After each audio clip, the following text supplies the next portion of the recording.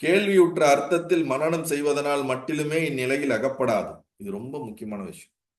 கேள்வியுற்ற அர்த்தத்திலே அப்படின்னா என்னன்னா, சிரவணம் செய்யறோம். இப்ப நம்ம கேட்கிறோம், இந்த கேட்டதுன்னு உங்களுக்கு புரியுது, இதனோட அர்த்தம் உங்களுக்கு புரியுது. இந்த அர்த்தத்தை புரியுதுன்னா என்னது அர்த்தம், வார்த்தை ரீதியா இதுக்கு இது எதுவும் சொல்றாங்கப்பான்னு புரிகிறது மட்டுமே ஞானமாயிராதுங்கிறான். சிரவணம் மனனம் மட்டுமே ஞானமாயிராது. நிதித்தியாசனம் ஒன்று பண்ண வேண்டும். சிரவணம் என்றால் கேட்டல், மனனம் என்றால் சிந்தித்தல். கேட்கறது சிந்திக்கிறது மட்டும் பத்தாது. இந்த கேட்கறதும் சிந்திக்கிறதும் தெளிதல் என்ற ஒரு நிலைக்கு கொண்டு போய் விட வேண்டும். அததான் நிதித்தியாசனம் அப்படின்னு சொல்றோம். இங்க அததான் சொல்றார்.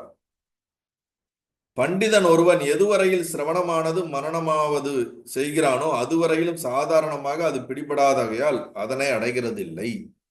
யார் ஒருவன் சிரவண மனத்தோட வரைக்கும் நின்றுகிட்டே இருக்கிறானோ, புரிஞ்சா போதும்னு நினைச்சிட்டே இருந்தானோ, கடைசி வரைக்கும் அவன் உண்மை அடையிறதே கிடையாது. புரிஞ்சா போதுங்கிற ஞானம் அப்படி ஒண்ணு கிடையாது. அது அனுபவமாகவும் மாறினாதான் அது அப்சல்யூட் ஞானம், அப்ரோக்ஷ ஞானமாக மாறும். பரோட்ச ஞானம் மட்டுமே பத்தாது அப்படிங்கிறாங்க.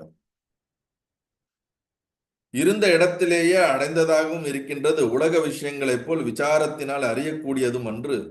இப்போ உலக விசாரங்களை நம்ம விஷயங்களை என்கொயரி பண்ணி தெரிஞ்சுக்கிற மாதிரியான விஷயங்கள் இல்லை. உள்ளுக்குள்ள விசாரம் அடங்கும் இடத்தில் அதுவாக விளங்குகிறது.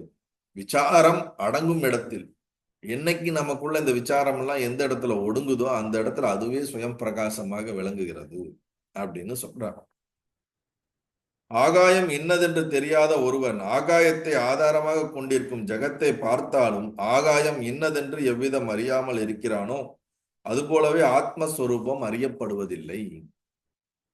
நாதா, உங்கள் சூட்சும புத்தியினால் ஞானமாகவும் ஞேயமாகவும் இருக்கும் இஞ்சகத்தை பாருங்கள்.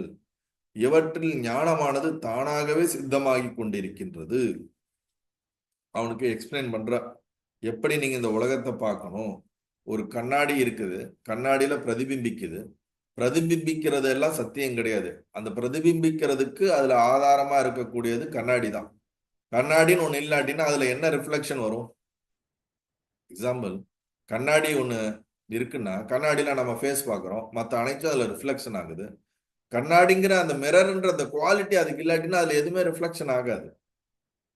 இப்ப ஆத்மான்ற அந்த ஆதாரமான சைத்தன்யம் இருக்கிறதுனாலதான் அதுல இந்த உலகம், இந்த அனுபவங்கள், இந்த உடல், இது போன்ற அனைத்தும் அதுல பிரதிபலிக்கின்ற ஒரு பிம்பங்கள் தானே தவிர வேற எதுவும் இல்லைங்கிறத இங்க சொல்ல வராங்க. இந்த உதாரணத்தை மட்டும் கொஞ்சம் சிந்தனை பண்ணுங்க. கண்ணாடியில பிரதிபலிக்கக்கூடிய பலவிதமான பிம்பங்கள், பிம்பங்கள் அனைத்தும் நிஜமல்ல.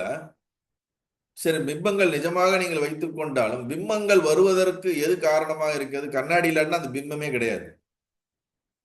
அப்ப ஆதாரமான ஆத்மா ஒன்று இல்லாட்டி என்றால் அதன் பின் வருகின்ற உலகமோ, மனிதர்களோ, ஜீவர்களோ, ஜீவராசிகளோ எதுவுமே அது இருந்தாதான் அதுல ரிஃப்ளெக்ட் ஆக முடியும்.